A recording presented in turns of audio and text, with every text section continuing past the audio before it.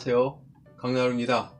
오늘은 도올 김용욱 선생의 20살 반야심경에 미치다는 책을 가지고서 여러분과 대화를 나누려고 합니다. 살불살조란 말을 아십니까?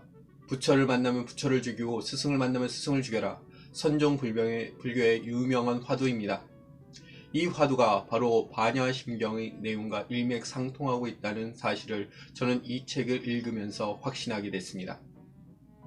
자, 구체적으로 도올 김용욱 선생의 20살 반야심경에 미치다라는 책으로 한번 들어가 보죠. 첫 번째 주제입니다. 묘령의 여인의 정체는 무엇일까요? 반야심경을 이해하기 위해서는 기초 체력이 필요합니다. 이를 위해서 도올 김용욱 선생은 자신이 반야심경을 만나서 승려 생활을 청산할 때까지 이야기를 먼저 합니다. 이어서 도올은 2장에서 한국 불교 유명 스님을 중심으로 해서 한국 불교사를 살펴봅니다.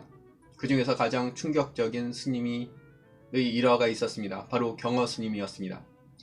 계율을 지켜야 하는 것은 스님으로서의 당연한 일입니다. 근데 경허 스님은 술을 마시고 그리고 묘령의 여인을 열흘 동안 자신의 방 안에 들입니다. 계율을 스스로 파괴하는 그의 모습은 고승과 파괴승의 차이가 종이 한 장 차이라는 생각마저 들게 합니다. 그러나 사찰의 제자들이 그 여인을 내쫓을 것을 요구하기에 어쩔 수 없이 그 여인은 절을 떠납니다. 그 여인의 모습을 본 제자들은 자신의 잘못을 용서해달라며 경허 스님에게 잘못을 빕니다. 경허 스님은 잘못을 비는 제자들 뒤로하고 절을 떠나고 경허 스님과 열을 같이 한 여인은 그 절을 떠납니다. 도대체 그 묘령의 여인은 어떤 여인일까요? 그리고 제자들은 스승의 잘못을 바로잡았다 행복해하지 않고 오히려 경허 스님에게 잘못을 빌었습니다. 그 여인의 정체를 알았을 때 저는 충격을 받았습니다. 사찰의 계율에 얽매이지 않고 불쌍한 중생을 구제하기 위해 모든 위험을 무릅쓰는 경허 스님의 모습에 경외감이 들었습니다. 경허 스님과 같이 열흘을 한 방에서 지낸 여인의 정체는 무엇일까요? 그것을 알고 싶다면 20살 반야심경에 미치다라는 책을 한번 꼭 읽어보시길 바라겠습니다. 두 번째 주제로 넘어가겠습니다.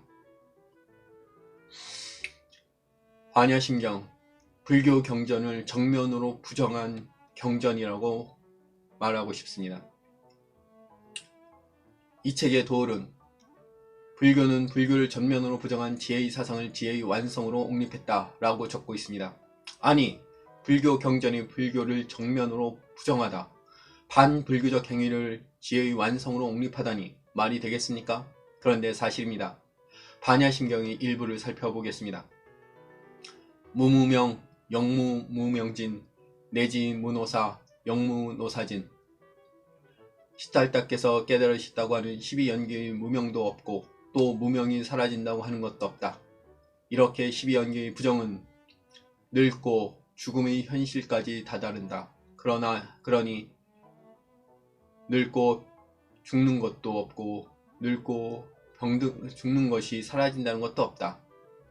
불교를 정시한 석가모니의 말씀조차 개구라라고 말하는 대승불교의 박력 있는 과감한 모습에 순간 저의 머리는 커다란 충격을 받았습니다. 260자밖에 되지 않는 짧은 경전이 저에게 엄청난 충격을 줄지는 저도 미처 몰랐습니다. 강을 건넜으면 배는 버려라 라는 말이 있습니다. 부처의 말씀이라는 배를 이용해서 피안이 세계에 다다랐다면 부처의 말을 버려야 한다. 깨달음을 얻으려면 깨달음을 얻으려는 마음조차도 버려야 한다. 세상의 모든 허상들은 나의 마음에서 버려야 한다. 그 허상들은 내가 깨닫기 위한 방편들일 뿐이다. 나의 인생이라는 항해를 위해서는 만든 작은 나침판은 항해가 끝나면 버려야 한다. 나침판은 인생을 항해하는 도구일 뿐 인생 그 자체의 목적일 수는 없다. 반야심경은 내가 소중히 여기는 나침판을 버리고 깨달음의 세계에 논을 수 있는 지혜를 주었습니다. 도올은 말합니다. 과연 기독교가 신약 성서를 정면 부정한 적이 있나요? 과연 예수의 역사성을 전면 부정한 적이 있나요? 아니, 기독교만의 문제가 아니죠.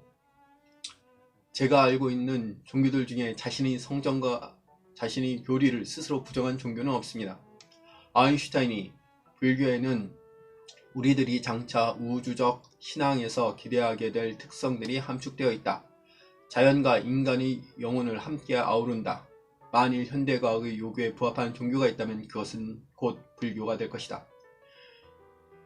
미래의 과학에 부응하는 종교를 나보고 택하라고 한다면 나는 불교를 선택할 것이다. 라는 말을 했다고 합니다. 아마도 타 종교에서는 볼 수 없는 불교만의 파격성이 아인슈타인의 마음을 움직였나 봅니다. 이 책을 읽으며 저는 고뇌의 짐을 내려놓을 수 있었습니다. 그리고 대승불교의 얼개를 알아볼 수 있었습니다. 그런데 저자 도올 김영욱은 마음의 짐을 내려놓지 못하고 괴로워하고 있습니다. 이 책 곳곳에서 이승만을 추종하는 세력이 도올을 사자 명예훼손 혐의로 고소한 것에 대한 괴로움을 토로하고 있습니다. 대학자도 개인적으로 당하는 고발 고소에 괴로워하고 있다는 것이 참으로 안타깝습니다. 법비라는 말이 있습니다. 법을 이용해서 사람의 재물을 약탈해가고 사람을 괴롭히는 비적을 법비라고 합니다. 우리 사회에는 수많은 법비들이 있습니다. 사회 정의를 실현하려는 사람들, 법비들이 자신의 권력을 이용해서 구속하려고 합니다. 자신의 반대하는 말을 하면 법비들이 법을 이용해서 그 사람을 괴롭힙니다. 도리 법비들이 틈바구니에서 벗어나 반야심경이 선사한 해탈의 즐거움을 누리기를 소망합니다. 자, 앞으로 더 읽고 싶은 책이 있으면 댓글로 남겨주시기 바랍니다. 감사합니다. 안녕.